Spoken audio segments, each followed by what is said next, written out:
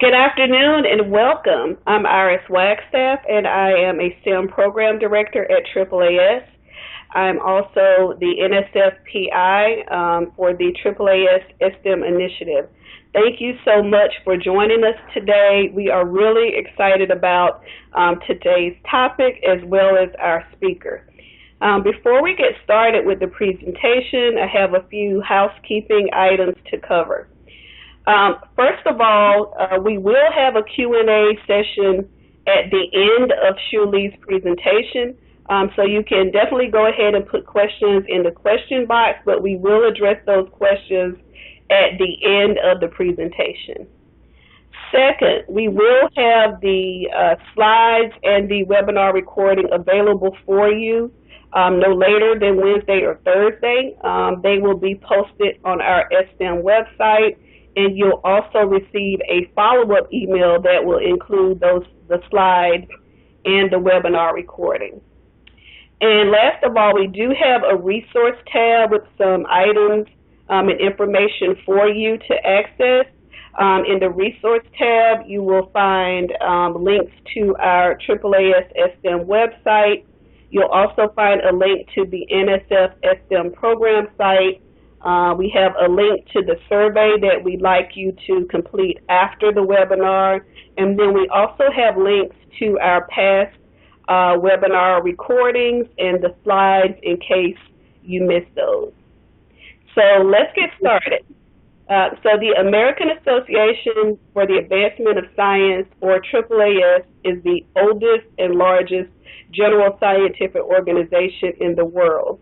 We were founded in the mid-1800s and have over 200,000 members worldwide. So most people know us from our science magazine, but we actually have a family of science journals, so make sure you check those out. Our mission is simple but large, and that's to advance science, engineering, and innovation throughout the world for the benefit of all people. We accomplish this mission through a variety of programs and initiatives. So along with the STEM initiative, we have a number of programs under our Diversity, Equity, and Inclusion Department that include our Emerging Researchers National Conference in STEM, or EARN, where we support about 1,000 undergraduate and graduate STEM majors to come present their research. We have our L'Oreal for Women in Science Fellowship for female postdocs in STEM. We have our Entry Point program, which supports students in STEM with disabilities.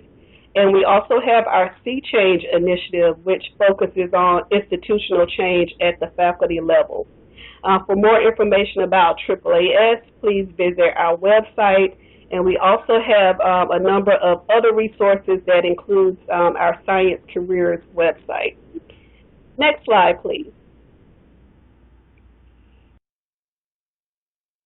So our AAAS STEM initiative was awarded in 2018, and the title of this grant is Developing an Evidence-Based Best Practices Community for Supporting Low-Income, High-Achievement Students in STEM Education and the Workforce. And the goals and objectives, or the main goals and objectives of this initiative are to share effective education and workforce preparation strategies, to facilitate strategic collaboration and networking across STEM projects, and to generate a sense of community among those seeking to expand opportunities for low-income STEM students. We have been and are accomplishing these goals and objectives through a number of efforts. Our first effort was last year, where we convened the 2019 STEM Symposium in Washington, D.C. We had over 650 participants. The symposium included 5 amazing plenaries that included an opening address by France Cordova from NSF.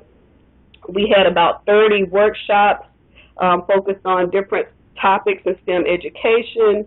And we had about 100 poster presentations by STEM PIs. This year is our off-conference year, so we are convening a webinar series. We've had 2 webinars so far, and this is our 3rd one. If you missed those, you can find the slides and recordings as well as other information and content from our 2019 symposium on our STEM website. Next slide, please. So I really want to acknowledge our project team. We have a very small team. So in addition to myself, we have Allison Gonzalez, who's a program associate at AAAS. And then we have Kate Winter, who's our external evaluator. I'd also like to acknowledge our amazing advisory board members. Those include Karen Birch, David Brown, Kelly Mack, Yvette Pearson, and Ivory Tolson. Next slide, please. So since 2018, we have been working with a great group of STEM program officers at NSF. In case you don't know them by face, we just wanted to acknowledge them. And those include Alex Medina Borgia, Keith Verdra, Sammy Rollins, and Glenda Valdez. And we also have a link, again, if you have any questions that are specific to the program that might not be addressed in this webinar, please visit the NSF STEM program site. Next slide, please. So now I'd like to introduce our speaker for today. We're really excited to have her. She is Xueli Wang, and she is a professor of educational leadership at the University of Wisconsin-Madison. She has many years of expertise supporting STEM faculty and student success at the community college level. Among her many honors include the Barbara K. Townsend Emerging Scholars Award by the Council for the Study of Community Colleges. And now I will hand it over to Xueli. Well, thank you so much, Dr. Wagstaff, and also thank you to Allison Gonzalez for all the organizational support so far. I really appreciate this amazing opportunity. And so, audience members, good afternoon and good whichever time of the day to you all. I know we're all working out of different time zones. Also, I want to extend a personal hi again to the audience members who have interacted with me through conferences, talks, and other venues and capacities. I know several of you emailed me about this webinar. So in a time when everyone is virtually exhausted, pun intended here, you showing up today just speaks volume to your commitment to promoting STEM transfer pathways that are equitable. I mentioned that I'm so honored and delighted to be in community with you today through this webinar, because this has been a topic close and dear to my heart throughout my research career to date. And my recently released book, On My Own, represents the culmination of this work and some of my most recent thinking around this issue. So it will serve as the sort of empirical base for today's webinar, which I will be referencing from time to time.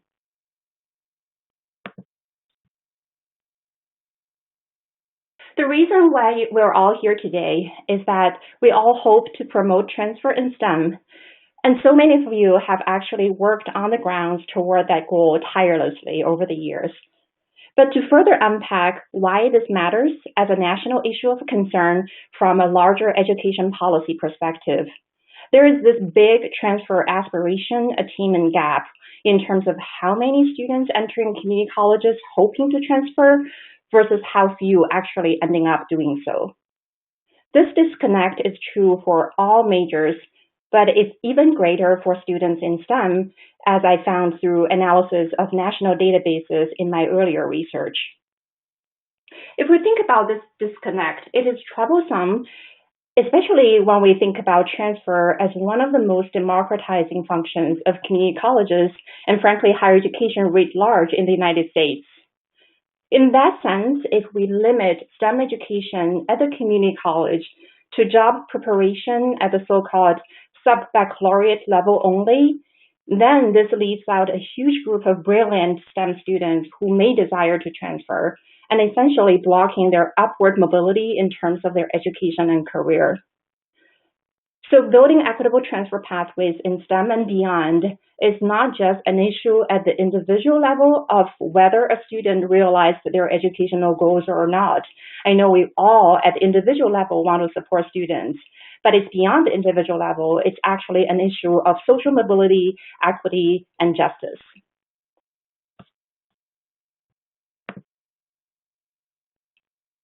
So to get there, let's ponder on this question within your specific capacities and contexts. What do equitable STEM transfer pathways mean and look like?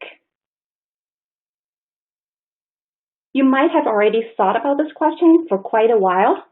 You might just start to think about this question this way right now. Regardless of where you are, if you could hold on to this question as sort of the backdrop as I continue to share what I have learned and particularly unlearned about this question from my research over the past 6 years. Speaking of those years of research, which was a lot of fun, speaking of that, a bit more about the empirical base for today's presentation. So the STEM transfer aspiration attainment gap I talked about a moment ago from my earlier research as a faculty member eventually motivated me to launch a large-scale study that collected original data to capture students' experiences on the ground. Supported by the National Science Foundation, this is back in fall 2014, I started a longitudinal mixed methods research project that followed a cohort of roughly 1,670 students beginning in STEM programs and courses at two-year institutions in a Midwestern state. In the years that followed, I worked with my amazing research team to gather data from these students through a variety of data sources, including multiple waves of surveys, in-person interviews, and then we also worked with my research partners and their institutional researchers in collecting college transcript records to follow these students' educational and life journeys over those years. So altogether, these sources of data helped us construct the very complex STEM transfer process as experienced by the students themselves on the ground. And here I want to say a word about relevance of this work, and more precisely in research terms, the so-called transferability of this work. Although this study is situated within a single state and specific to your institutions, I will say that the findings and implications coming out of this work have practical implications of great relevancy to other states and institutions working with STEM transfer students. I offer this as a researcher who studies the landscape of community colleges, transfer and STEM education, but also as confirmed by a number of readers and perhaps even some of the audience members who have already engaged with my work, my research, and my book. And also I say this not because I want to prove to you all how credible I am as a researcher and author. You know, no research is ever going to be bias-free or completely generalizable or objective, and I want to fully acknowledge that.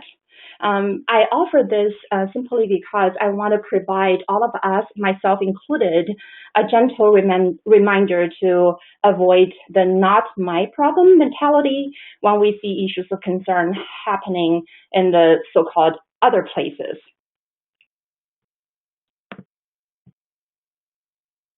Now let me dig into what I found a little bit more. So going back to fall 2014, when these students started at their two-year college STEM programs and courses, like the community college student body nationally, our study cohort's transfer aspirations were high. And also, I'll add, as a whole, they also largely mirror the diversity of the community college student population nationally.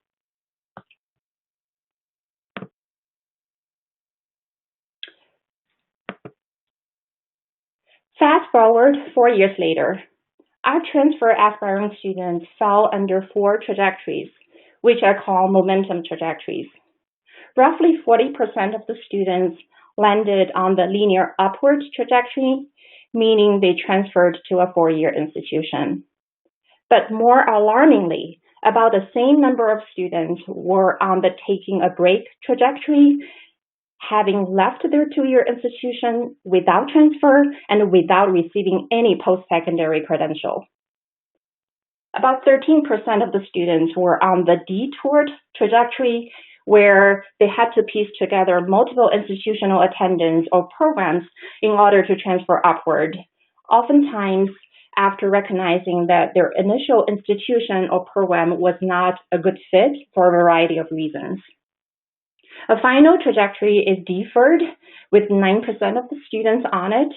These are the students who were initially determined to transfer, but had to let go of transfer to pursue a more short-term credential in order to make immediate returns to their education. Now, if we could pause for a moment and think, if we look at transfer as a simplistic binary measure of success, these trajectories would suggest that not all students, quote unquote, succeeded, but it is more nuanced than that.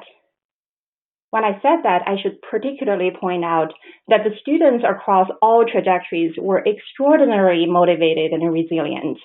They held on to their aspirations, they were agentic, and they persevered amid some of the most extraordinary challenges in their life and education.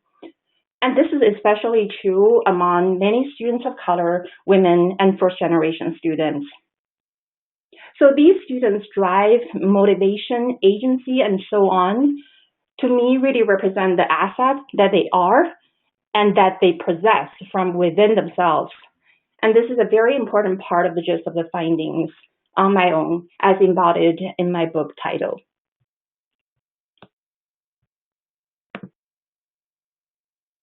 However, there is also a very important and probably more alarmingly an external facet to On My Own, the major structural barriers that students encountered that largely left them on their own.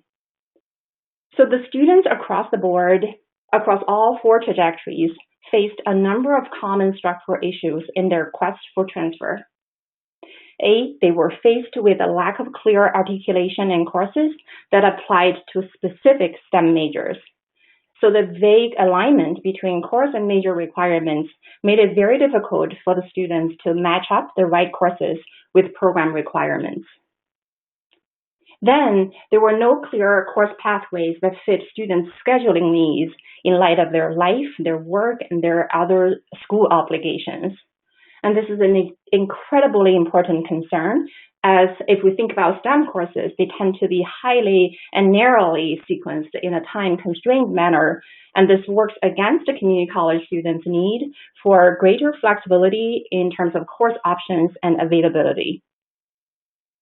On top of all that, perhaps most concerning is the utter scarcity of financial support for transfer students at all levels of financial aid policymaking, which obviously doesn't serve well a large student population coming from limited financial means.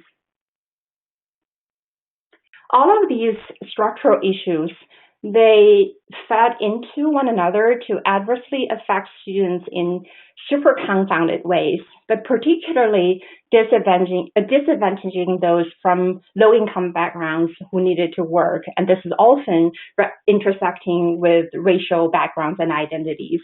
So ultimately, many of these students were forced to make the difficult choice between transfer and work. And this is a very, very resounding theme among students on the detoured trajectory.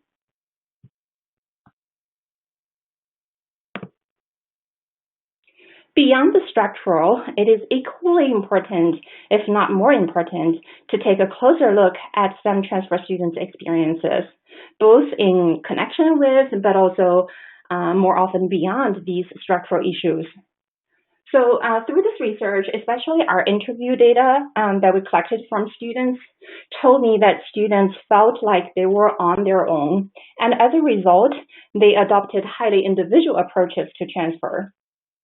Often when students told us about how transfer was being configured and figured out, the institutional side of the story was largely missing from these students' narratives.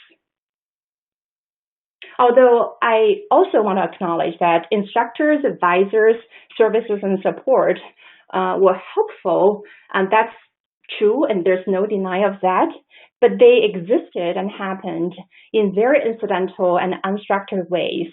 So much so that a student had to come in with a lot of know-how already to locate them, or occasionally rely on pure luck. Someone kind just happens to be there to teach this very class or to show up in this advising session. As a result, students often internalized lots of doubts and uncertainties when visualizing the path to transfer. And here again, I don't want to negate the fact that often the more so-called disadvantaged students persevered to define and chart their own success.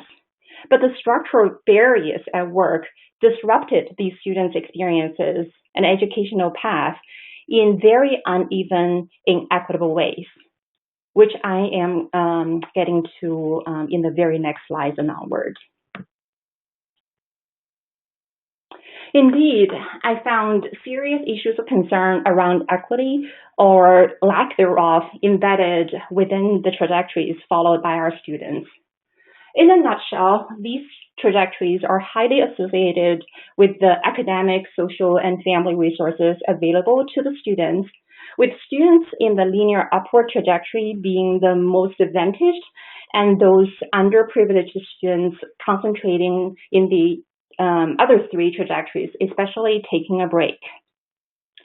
Let's take a closer and quick look at the distributions of these trajectories among the entire cohort of the students. As an example, for this slide, these trajectories were a function of family income. Looking at the blue bar or the far left bar for each of the trajectories on this slide, for students from lowest income backgrounds, they were more likely to end up taking a break, being deferred or detoured than transferring upwards. In terms of race ethnicity, a disproportionately larger share of students of color fell under the taking a break trajectory compared with white students. Similarly, first-generation students were more likely to be in the other three trajectories than linear upward. And also I want to mention, these are coming from survey data and administrative records in terms of student background. But other than these data sources showing these disparities, we have rich interview data that allowed us to understand what is really going on the ground to explain these inequities, which I will summarize next.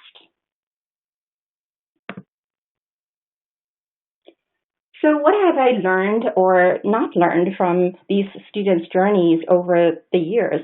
I will say that the central findings that emerged were both alarming and hopeful. Alarming in the sense that my research was originally meant to illuminate a clear STEM transfer pathway. That was my naive, genuine goal coming into this work, but only to find that there was no clear pathways yet, and that the ways in which the current system was set up served to only further advantage those who were already fairly more advantaged than their peers. But the findings were also hopeful in the sense that despite adversities and roadblocks, the more underserved students still persevered and demonstrated the remarkable resilience in pursuit of their education.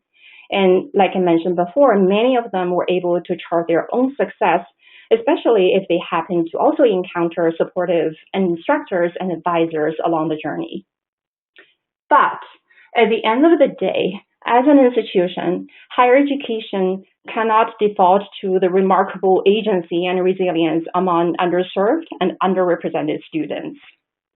So I want to send this message to caution myself and others against a very simplistic interpretation of on my own. While all students appear to be left to their own devices, they have unequal and inequitable access to the same devices, and the devices available to them are not of equal quality and utility. So I learned all of this But through all of this, I also unlearned my past implicit assumptions that by studying community colleges and transfer, and by working with and for community colleges and transfer, we were already addressing equity. I say this to transfer supporters, researchers, myself included, and practitioners alike. We're not exonerated from taking a close and difficult look at our own work that might have been complicit in not addressing equity the right way.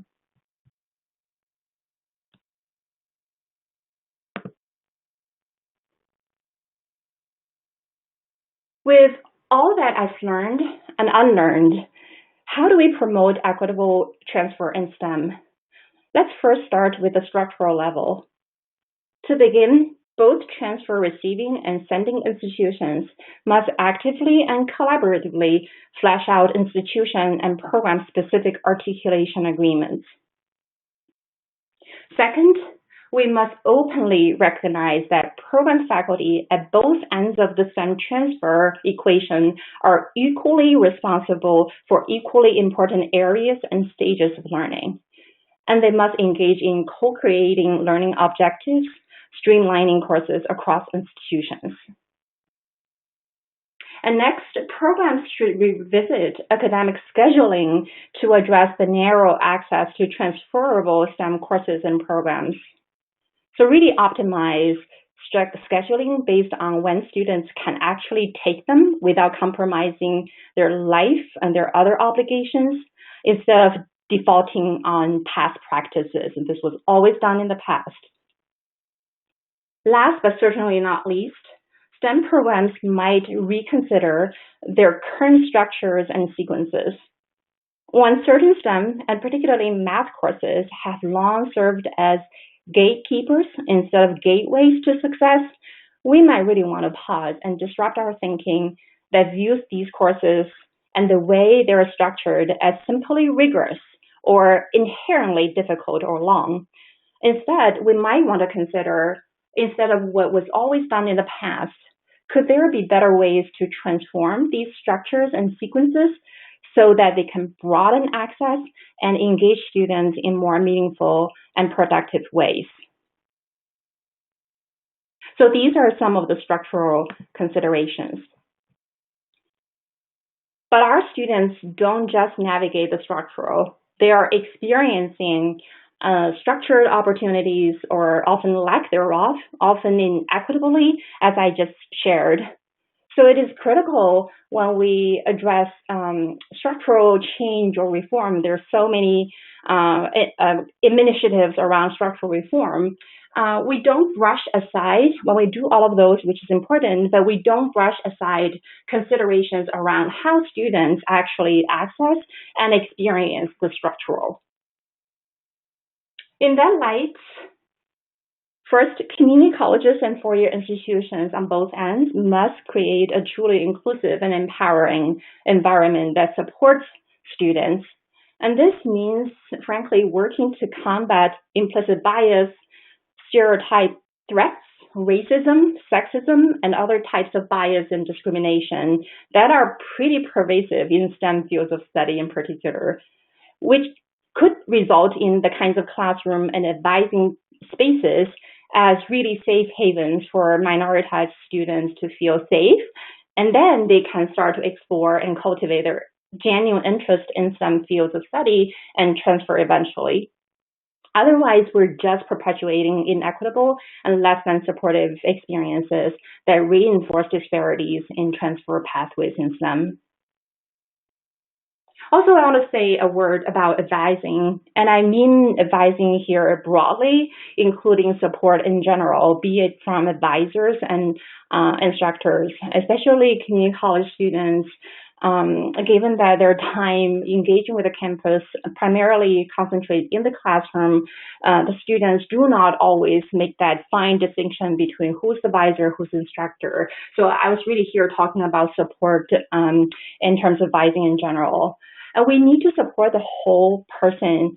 And two main issues I have found from student interviews in particular were inadequate or a complete absence of advising, along with a lack of a humanistic, culturally receptive, and responsive advising relationship. And especially thinking about now in this rapidly changing environment that in which we're all really experiencing a lot of disruptions during the COVID-19 pandemic, relationship building is and will continue to be even more essential. And we need to be especially sensitive to the fact that for some students, making progress toward their educational goals appears to be just nearly impossible. Childcare, mental health, learning disabilities, so many other unemployment, so many issues of concern compounding and compromising their transfer plan, so to speak. So ways in which creatively in our own context that we can do in order to best meet those most vulnerable students' needs. And to get to the above, we need an equity-minded culture that intentionally practices deep, honest reflection, and this includes a full understanding of and action toward equity-mindedness. This is a transformative concept developed by Estella Benjamin and her team at USC. And also, I want to give a shout out to the Office of Community College Research and Leadership, led by Ebony Zamani Gallagher at UIUC, and they offer equity-guided resources that will be really informative in this particular regard. Finally, I'm fully aware that institutions are constrained within a larger policy context, which needs to move toward a more equity-oriented one. But as a starting point, institutions, and frankly you all, can be both drivers and actors in terms of building articulation policies that are clear, that are flexible, and that prioritize student diversity in order to resolve issues of persistent inequities.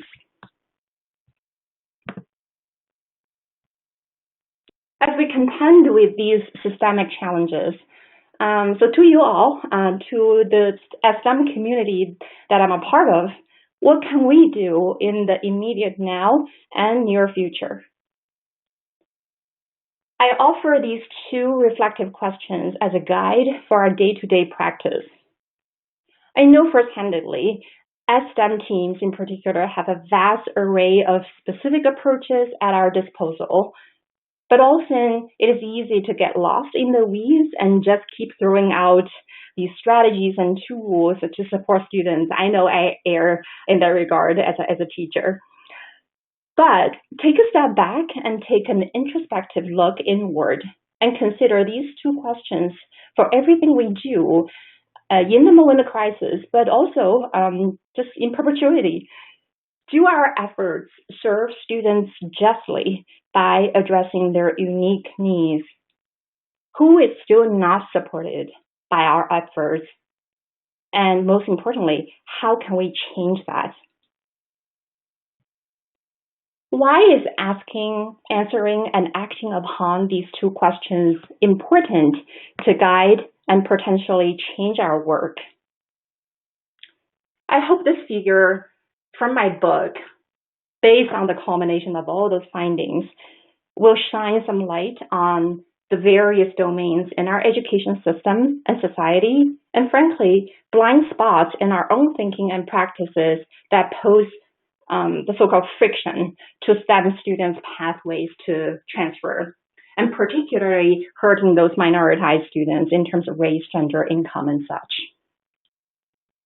This figure from my book shows that the current system serves to create multiple forces of friction, which is a process by which students were pushing through friction points, driven for the most part by their own internal motivational momentum. And this figure depicts the domains where the counter momentum friction resides that needs to be disrupted and removed. As you can see, some of the issues I outlined in the figure here are within our immediate control. They were advising, teaching, classroom relationships and such. But others are at the larger societal and systemic level.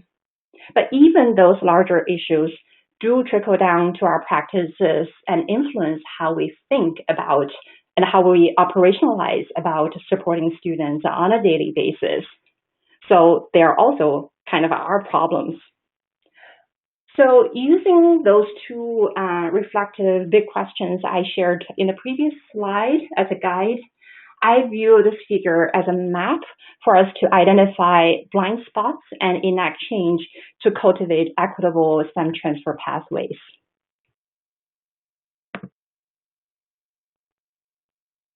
Speaking of which, let's come back to this fundamental question I posed to you all at the beginning of this webinar. What do equitable STEM transfer pathways mean and look like?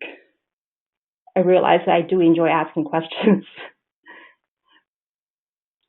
I am sure some of you have already charted your own vision, but for me, all these complexities around with this on my own list for STEM transfer students translate into this.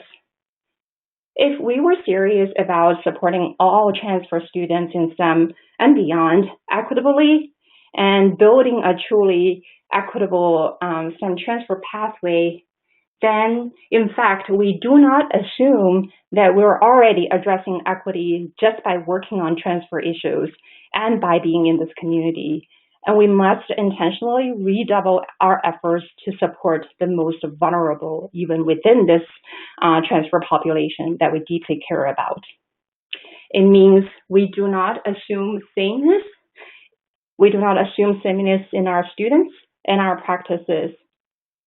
It means we start to disrupt our assumptions, those that we've long taken for granted about our students, about the best ways to teach, the best ways to learn, and even the best ways to support and to care.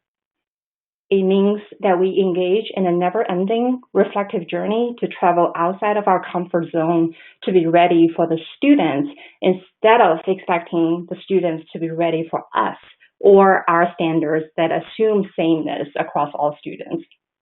Only then can we even begin our efforts to build a culture in support of equitable access, experiences, and outcomes for all STEM transfer students.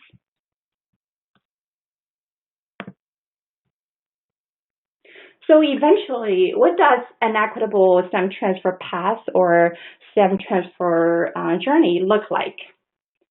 I wanted to show you this figure that captured some of my thinking based on years of data collection, thinking, and writing of the On My Own book.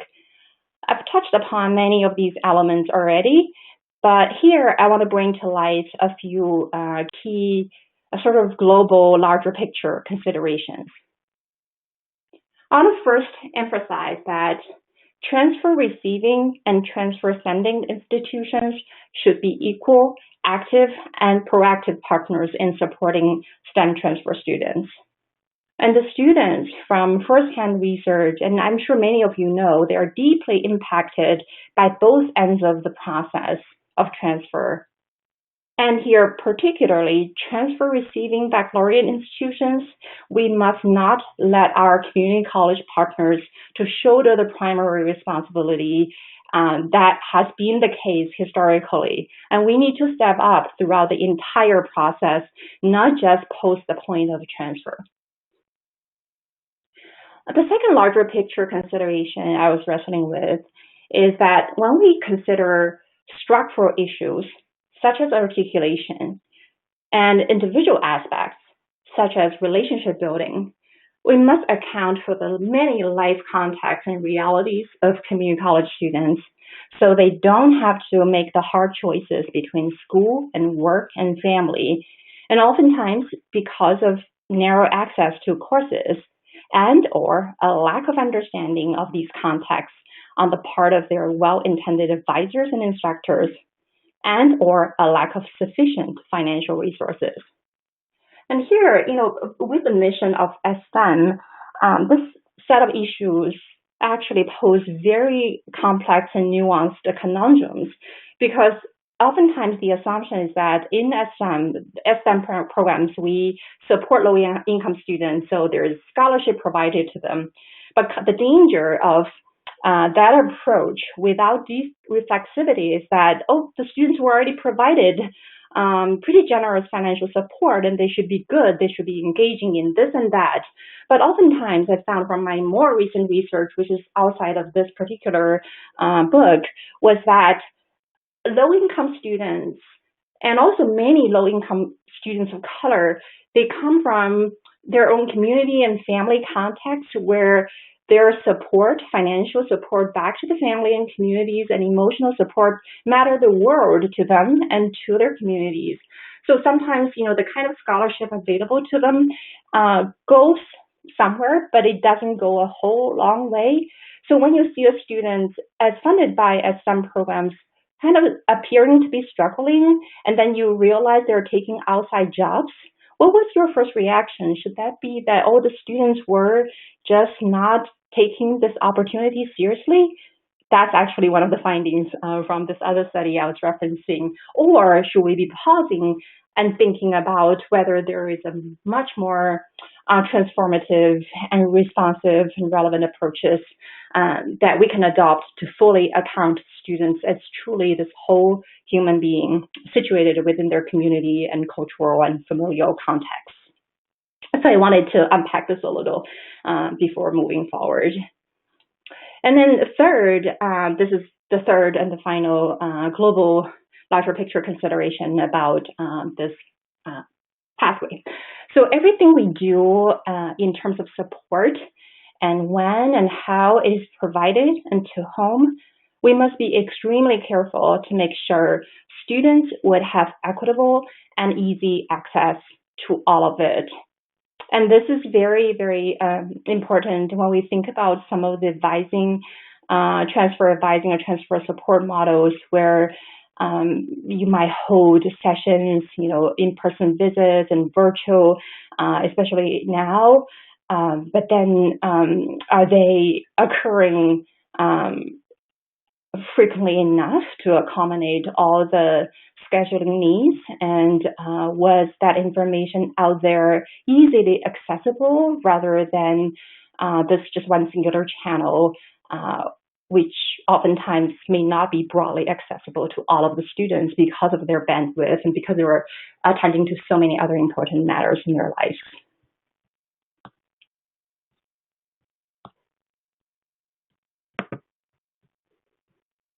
As I was preparing for this webinar, I was also fully aware that we're still in the midst of this multifaceted moment of crisis. So the pandemic and racial injustice and so on. And interestingly, in this unprecedented situation, I guess we all are also reminded of where our passion and commitments are, and that we must redouble our efforts to ensure that the most vulnerable students among those we serve are not lost during this disruptive time. Excuse me. So I want to close my presentation with a few words. I'm losing my voice. I want to close my presentation with a few words on supporting STEM transfer students amid crisis. First, we already know that the process for transfer has been disrupted for many students during this crisis. So going the extra mile then past practices to provide support, flexibility, and extended timelines is crucial for transfer students. And second, especially those on the transfer receiving end, being responsive and creative to support and accommodate transfer is a must. I definitely don't pretend to be an expert on the ground. Many of you are, but some general areas, for instance, considering the transfer process during the current crisis include credit transfer for some of the online classes that were just suddenly converted from in-person. Our practices around pass and fail, how do they matter? How do they factor into the GPA requirements for transfer? And then deferred transfer enrollment. I mean, some students might have to forego this immediate opportunity, but then should this be just the end of their journey? And so on. There are so many other areas. I'm sure you'll come up with very creative solutions depending on your local context. Finally, I want to throw this out there. Often, and I've been actually reflecting quite a bit on my own practices in my teaching and advising, so I'm not excusing myself when I say this. Often in our hastiness to provide support to students on an individual level, we forget to pause and acknowledge and advocate for transfer students as incredible assets to us and to institutions and to society. The COVID-19 crisis, if anything, points to the urgency in developing STEM professionals to address a multitude of societal, community, and health needs. Community colleges and their students, in that light, are primed to rise to the occasion and come up with innovative and thoughtful solutions, as they always have historically, in terms of being responsive, in terms of being adaptive to societal needs. And community college students, aka prospective transfer students, including those in my study, I noticed first-handedly from studying them for over the years, they are deeply involved with and dedicated to serving their communities with the education they need. For baccalaureate institutions and STEM programs, if there were ever a most critical time and need to enroll and support STEM transfers, it is now. I want to leave you with a quote from Canada. She is a Native American woman in my study who was highlighted as someone on the deferred trajectory in my book. She was an IT student. Canada had an almost perfect academic record. She always wanted to transfer, but she made the most painful and difficult decision over her final semester at the community college. She had to defer to take a job in order to support her family, her two disabled brothers, and herself due to the lack of financial support for transfer.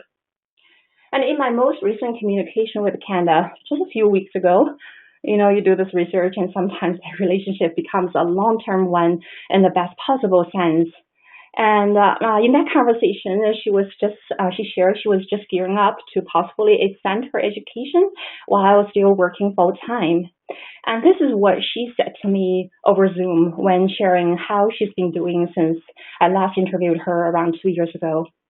This is what Candace said. I know participating through the study, it made me think how I can be the change in tech. It's giving me a lot of ideas about how to improve diversity in tech, really promoting pathways through two-year colleges, especially being a woman, being Native American, and really wanting to promote the background of what I can see our future of technology would be like. Because we can't build the future unless we have the future fully represented in it. So Canada and hundreds of thousands of her prospective STEM transfer peers nationally each year, whether they eventually decided to transfer or not, by choice, they should have a supported pathway broadly and equitably available and accessible to them. They are the future. So you've been such a great audience, and no one interrupted me, and everyone was nodding in my imagination. So if you found my presentation to be helpful, I encourage you to be in touch, and we can talk more. Also, I encourage you to check out my book. I'm biased, but although I've always been proud of my work, I was never this excited about my work because of the learning and, most importantly, the kind of unlearning I shared with you through working on this research in this book. I know we're going to do Q&A shortly, but just in case I wasn't able to address all of your questions, do email and pick up the conversation from there. And I'll turn this over to Iris next.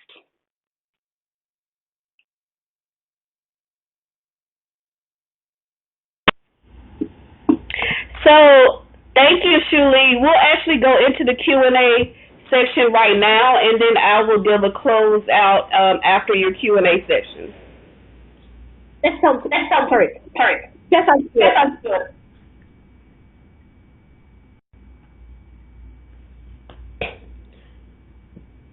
Okay, I'm now opening.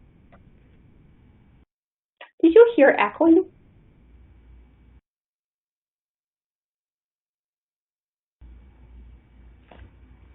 So audience members, I'm now just navigating to the attendee questions box. So bear with me. And okay.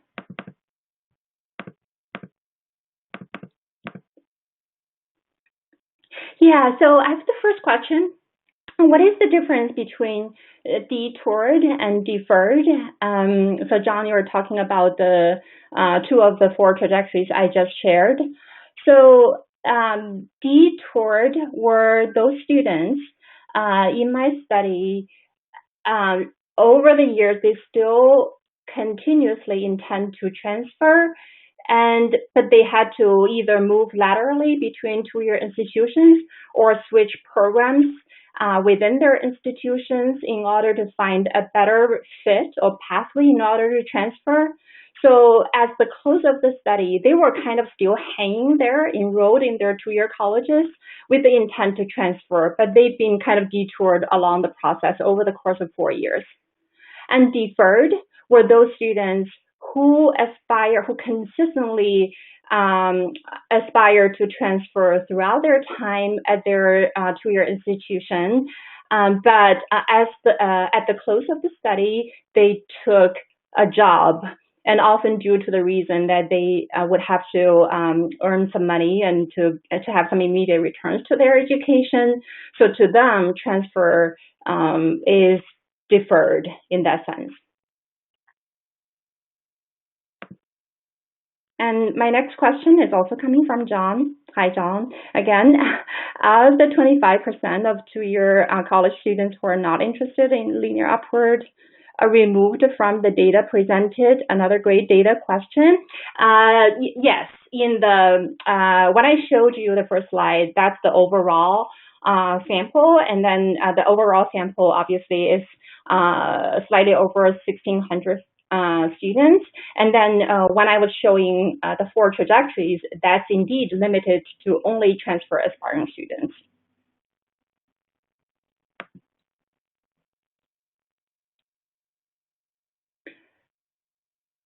Okay, next question, also coming from John. Does the term linear upward denigrate the choice of not to continue to pursue further education? I think if I'm reading your question correctly, John, I think when I view the ways I named those trajectories, I was trying to be very descriptive of what happened or where they ended up over the course of 4 years.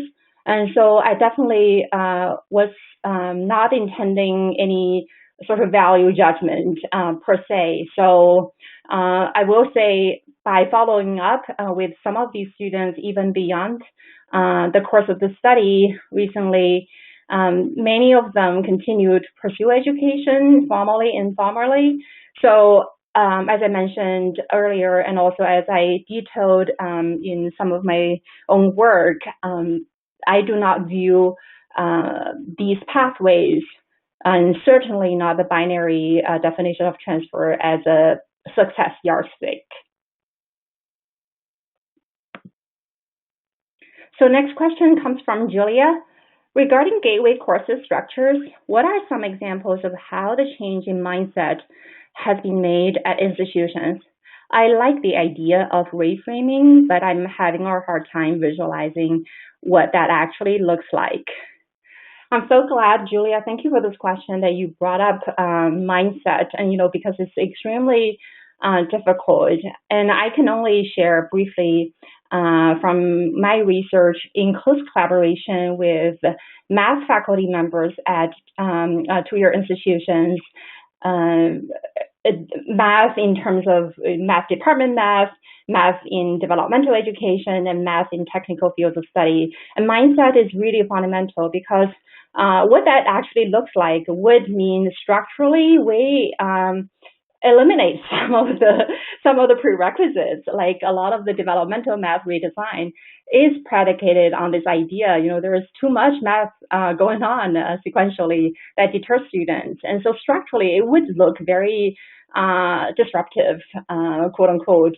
But then on the ground, I think faculty mindset is probably the most difficult to change, because we have to structural reform would have to come from willing and convinced change agents on the ground, and that is often the faculty and disciplinary faculty in STEM or math faculty in general. They're dedicated educators, but I think we are all constrained, myself included, in our disciplinary training about certain historical ways to structure our courses the way they've done in the past. So working with math faculty at a number of two-year institutions around contextualization, this whole idea of math contextualization, I see a lot of well-justified fear in terms of, math is supposed to be abstract and taught rigorously rather than in a highly applied and contextualized fashion. So there is a lot of good friction and struggle around mindset shift. But I would say we're all learners, and I'm not suggesting that we just have to change the whole system. The larger idea is to be reflective and to pause and to question long-standing practices we've taken for granted. And so I think that probably is the larger issue. But I do completely agree that mindset is hard. And I'll offer just one final piece from my earlier research analyzing post-secondary students' transcript records nationally. I found that students who successfully transfer in STEM areas of study at four-year institutions, their course patterns, one of the most frequently occurring course patterns for successful STEM transfer students was actually associated with taking a STEM subject matter course first, followed by college-level math, which is kind of counterintuitive as to how sort of gatekeeping of a role math has always played.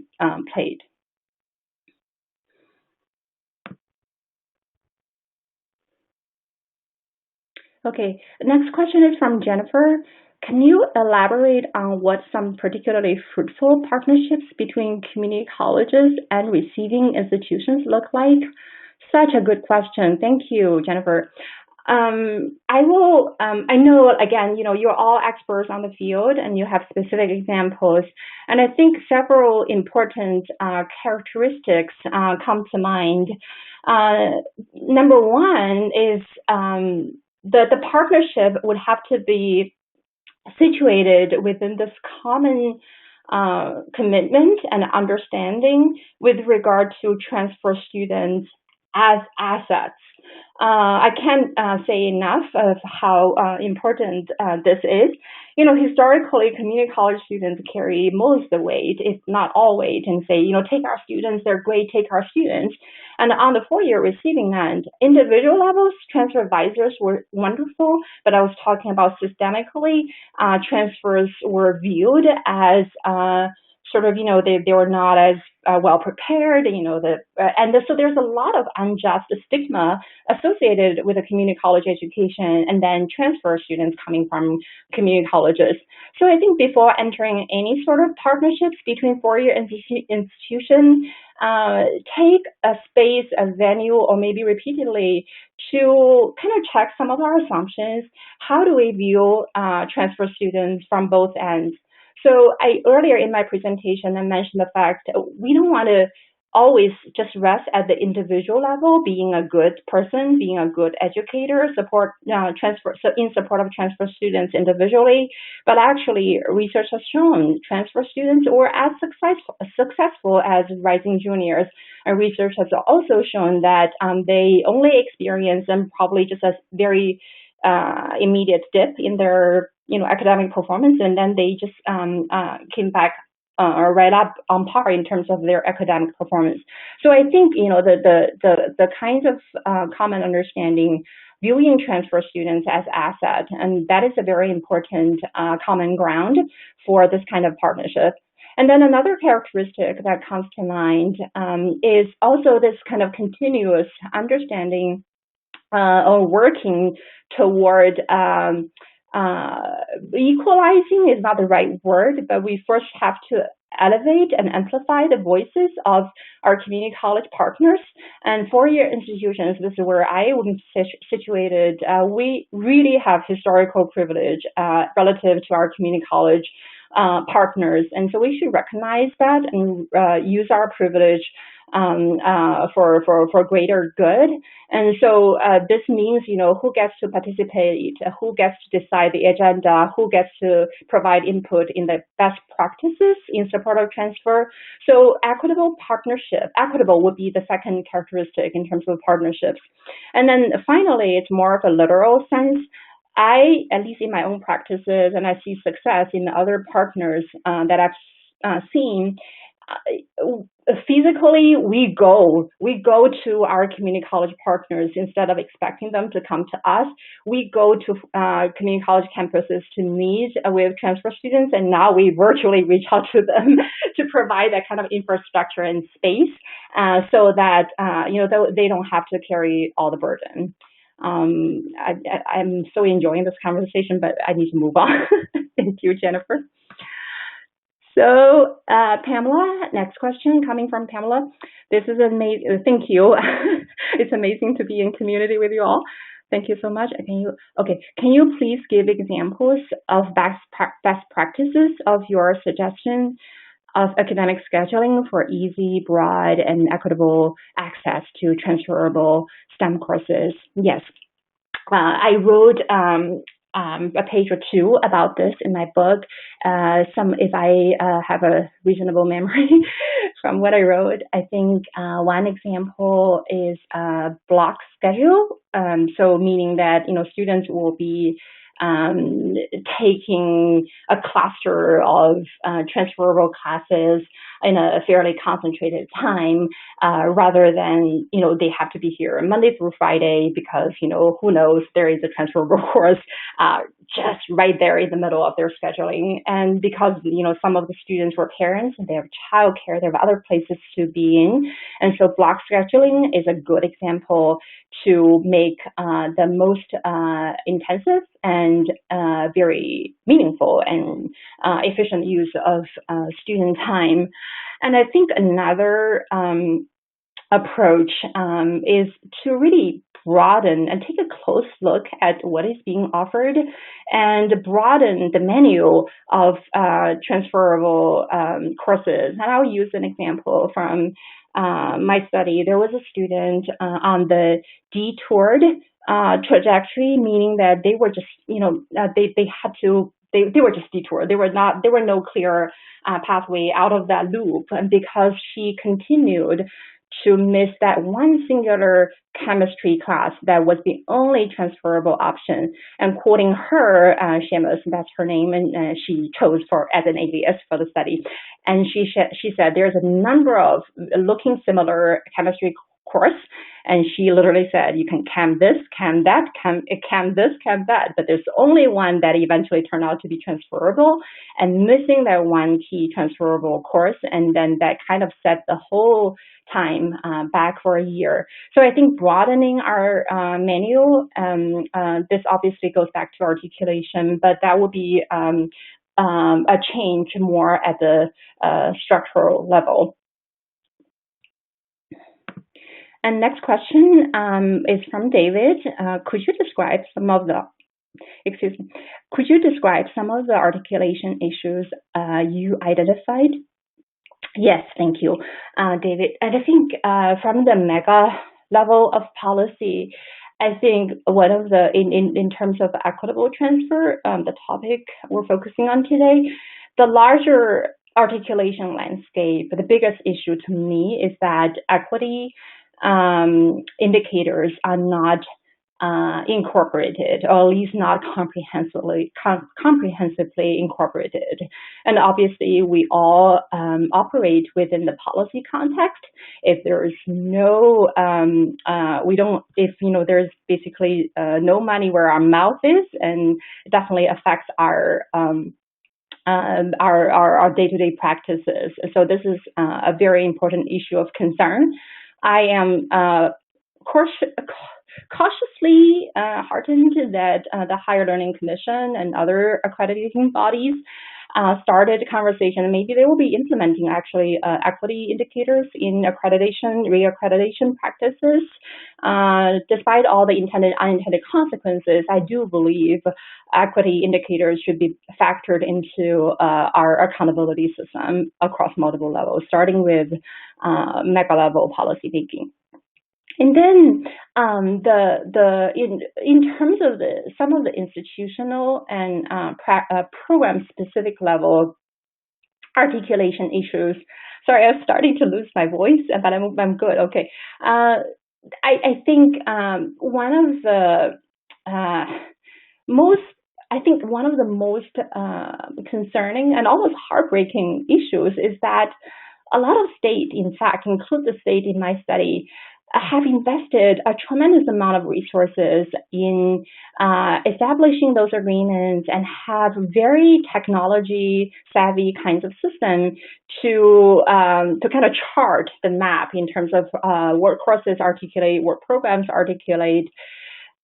However, what is sad about this is oftentimes there is multiple layers of disconnect between what is in the system, what is in the books, and the kinds of training, developments, and support advisors and faculty members, for that matter, receive in terms of what works, what articulation agreements, or basically they don't have to even use the word articulation, but in terms of how to translate that information into, instructor advising context. And so when a student, goes to someone for guidance and they were able to point them toward, or maybe they can just personally explain what is the right path to follow. In so many of the student interviews for this work, many instructors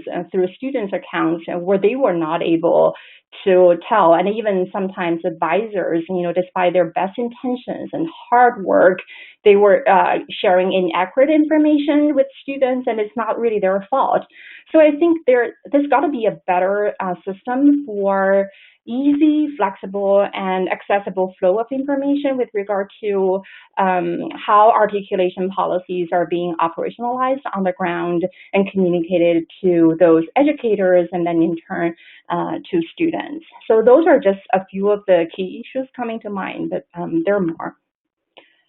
Sorry, I don't want to butcher your name, Ramki. Thank you for the, okay. I'm looking for question marks. Thank you. Challenges.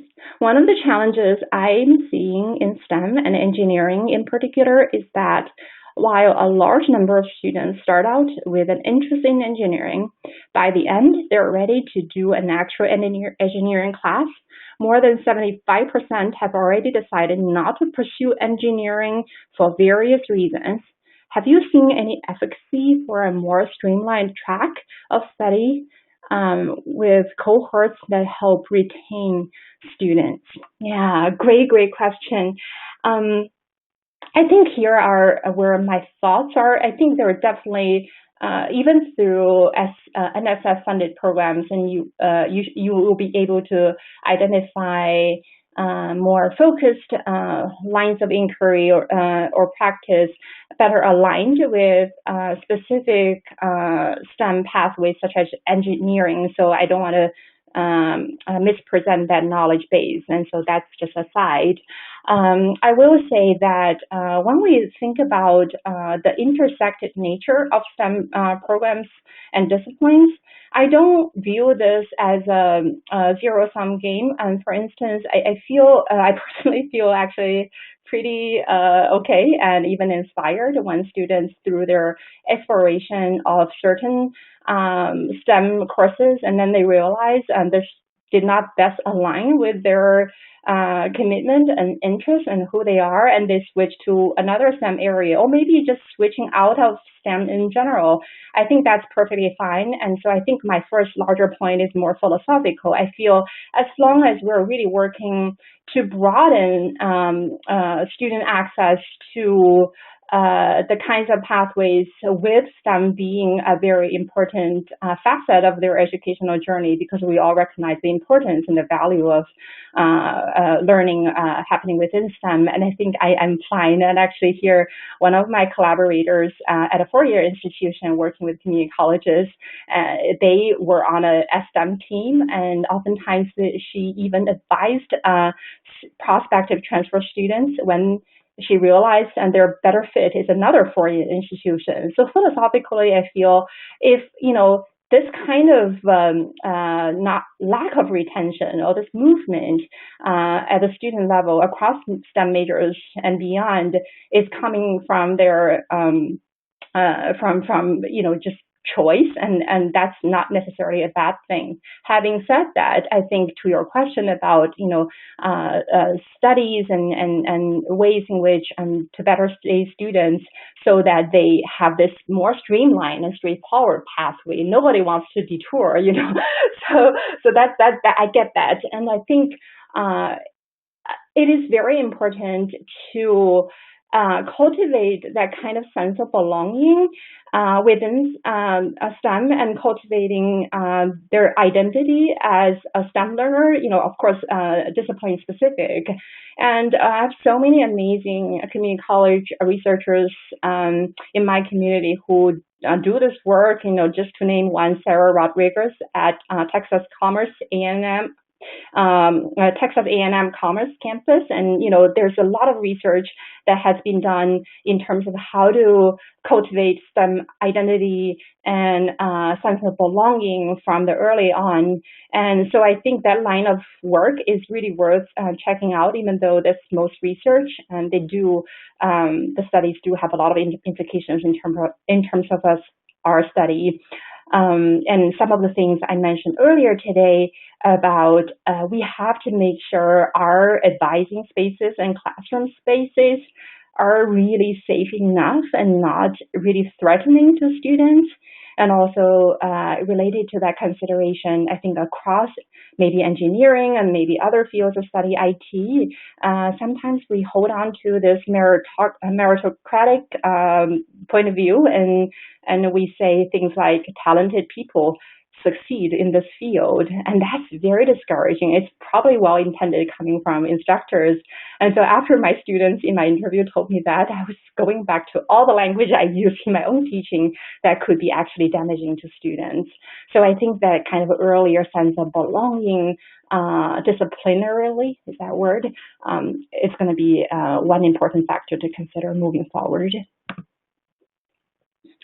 And next question is from Eva.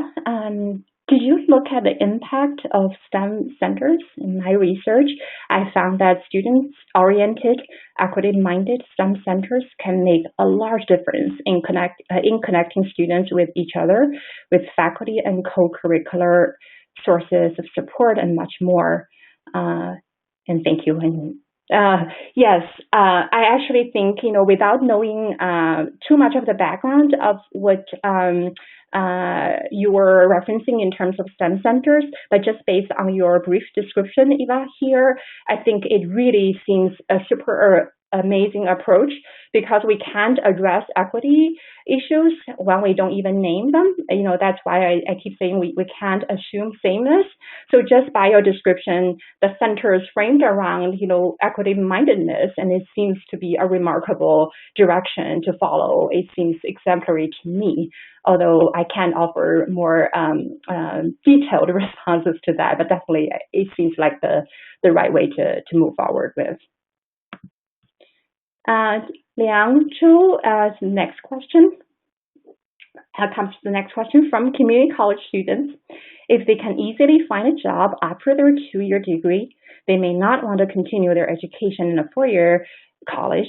Is there any way to encourage those community college students to transfer to a 4-year college? This is such a good question, Liang. I think this is going back to where is our value, philosophically, what does social mobility really means? Oftentimes I heard from my practitioner colleagues and researchers alike and say, yes, transfer is all great and such, but community colleges serve so many missions and so many functions with which I completely, full-heartedly agree, and that's the reason why I fell in love with community colleges. At the same time, however, what I found from my years of research, not just this longitudinal study, is that oftentimes it's not by choice. We have students persistently wanting to transfer, like Kanda, whose story was so inspiring to me. But she exhausted all the resources and she studied all the transferable options. And then it was not until her final semester, and Canada was not alone in this case, and meaning that, they, with or without the students seeing explicitly, oftentimes they were constrained. They did not have a full slew of choices to make. So I think to your question, Liang, about is there any way to encourage those students to transfer to a four-year college? I think on the individual level, obviously through all the relationship building from day one, a genuine platform and a relationship building process that allows students to figure out their aspirational and their sort of aspects of their education journey. So where they want to be within the next couple of years, where they want to be within the next decade. And so I think continued clarification of what their true educational aspirations are is important. However, beyond the individual level, I really, really think at the systemic level, if a student, want to change their mind and they realize, they want to go on and forward, there has to be a system broadly accessible and equitably accessible to all of them. So it's only really by choice that they made the decision to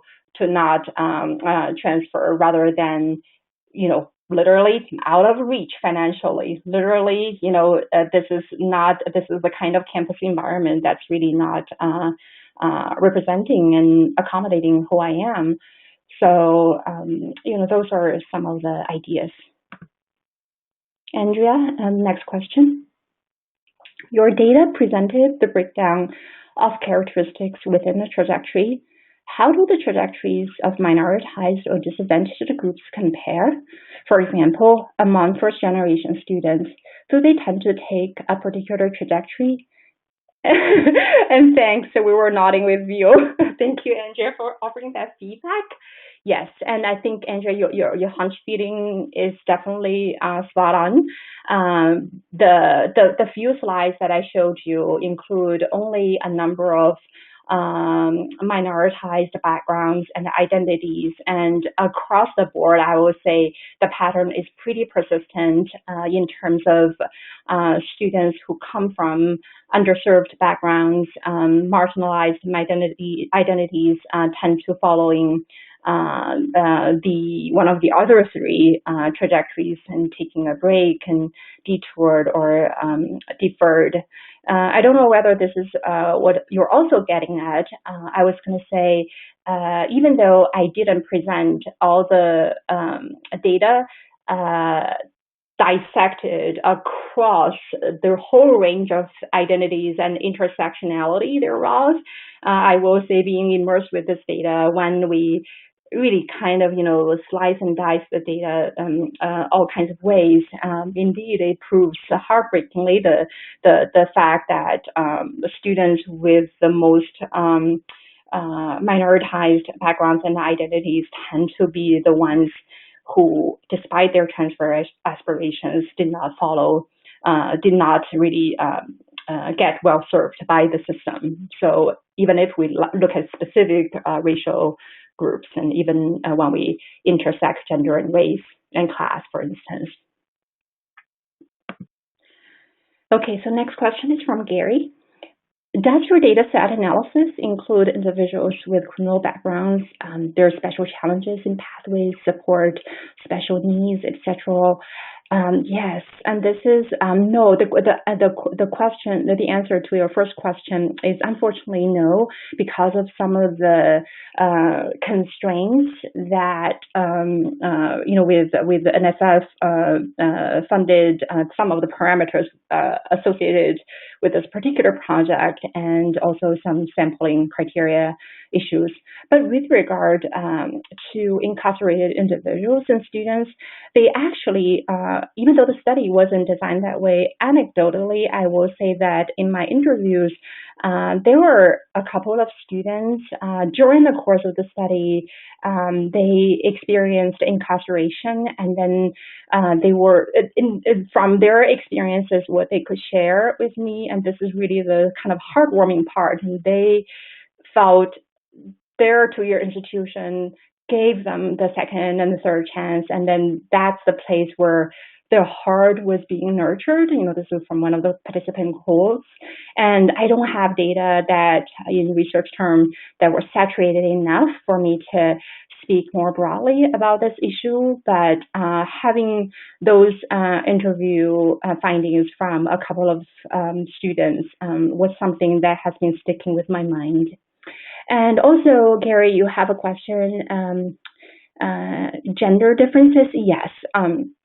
We have done a couple of studies with regard to women's experiences, and then there are STEM transfer pathways. And so in my book, I have a particular chapter dedicated to the women participants in my study. Differences, it's interesting. Women tend to be on par with men in terms of linear upward, but then in terms of the other three, and they were also more likely to be concentrating in the detoured or deferred trajectory, and disproportionately less women were in the taking a break trajectory. And from the interview data, I will say that women were extraordinarily resilient, and they also actually combated a lot of sexism, stereotypes, and just sometimes blatant sexism in sometimes classroom spaces. But women in my study, I admire them so much, and they also demonstrated such resilience. And because of their often many identities, and those identities were together, both driving them to succeed. At the same time, there are also the pull factors. So the findings around women were really nuanced. So if we look at just their academic path, they are as successful, if not more successful, compared to men. And thinking about this is really, we're talking about STEM, but I attribute, based on the data and analysis, I attribute this pattern more really to their capacity to just hold on fiercely to their education journey because of their dedication to all kinds of obligations that they have. I think the next question is from Leroy. Leroy, how does 2-year to 4-year summer bridge program impact student transfer and retention success? Oh, this is such a good question, because one of the students I just mentioned earlier, and she was also representing the detours trajectory, Seamus, and she was actually a product of a summer bridge program. But then with her experience, it was that the bridge program conceptually and operationally really offered a good window to what a 4-year STEM major and experience could look like. And so this is definitely a very rigorous idea. But there comes some issues with that too, is that students through the summer bridge program, at least the students in my study who had this experience, and they have this very intensified, short windowed experience that was for the most part very positive. And so for Seamus, and with this experience with bridge, and she was exceedingly interested in pursuing, a bachelor's degree in engineering in this case, and she literally, just enjoyed the bridge experience was a blast. But then when she, had landed her feet on the 4-year campus, and then there was all kinds of issues, advising or lack of meaningfulness as she experienced and perceived in her engineering classes because she couldn't really resonate with the way the courses were taught. And so this is a more realistic, full display of the kind of environment in engineering at a baccalaureate campus that doesn't quite align with her bridge experience. So I think this larger issue is that when we are trying to think about recruiting women, recruiting students of color, recruiting students from low-income backgrounds and to our STEM programs, whether it's community colleges or four-year institutions, access is just beginning. It's just one piece, but then how they actually are being supported and how they experience and this holistic set of experiences and learning once they're here is a much longer term issue of concern. So if all the key ingredients with Bridge are completely infused across post-secondary education experience for all students, and I think then we probably wouldn't be having this conversation today. I think that's the bottom of the priority question box. How are we doing in terms of time?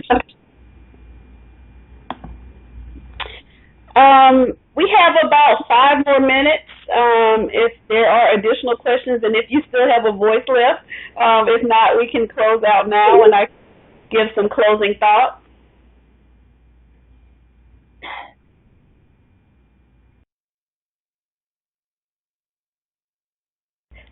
So, Xueli, could you advance to the last slide, please?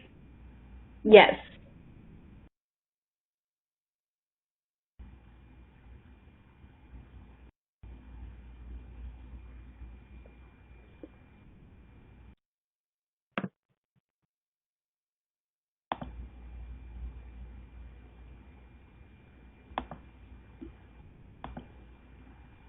Is it not showing? No, it's not. Interesting. On my end, probably there's a delay. On my end, it's showing. Let me do it one more time. How about now? Okay, got it. Thank you. Thank you so much, Xueli, for an amazing presentation. And thank you again to the audience for asking such great questions. We were really just excited about having this webinar on equitable STEM transfer pathways for community college students, and from the looks of it, it looks like you all were really appreciated this webinar also. So again, thank you for joining us today. Please complete the survey. You will receive a follow-up email, and you'll also see the survey link that'll be pushed to you shortly, or probably already has been. Please complete the survey, because this helps us as we're organizing the rest of the webinars that we have planned for this year. So we have one scheduled for September and our final one for November. So these surveys definitely help us to assess these presentations and how helpful and beneficial they are to you. Also, please share any resources or announcements that you would like us to disseminate on our website. You can send those to Allison at agonzalez@AAAS.org. And finally, please follow us and share, tag us on LinkedIn and Twitter. Our LinkedIn site is the AAAS STEM Initiative, and our Twitter handle is STEM_program. Thank you so much, and again, please complete the survey. We hope you can join us for our next webinar, which will be scheduled in September. And please visit our STEM website to view our prior webinar recordings and slides. Thank you again, and have a great rest of the day.